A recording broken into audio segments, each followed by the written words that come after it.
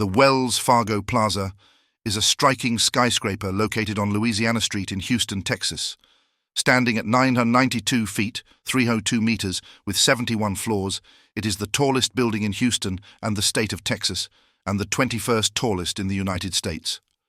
Constructed between 1979 and 1983, the tower was designed by Richard Keating of Skidmore, Owings and Merrill. The building primarily serves as office space, hosting numerous businesses and financial institutions, including Wells Fargo Bank.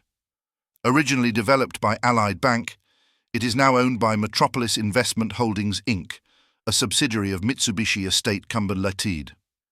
Its steel and glass construction gives it a sleek, modern appearance, while the distinctive sky lobbies on the 34th and 58th floors offer stunning views of Houston. The Wells Fargo Plaza symbolizes Houston's economic growth and stands as a key component of the city's business landscape.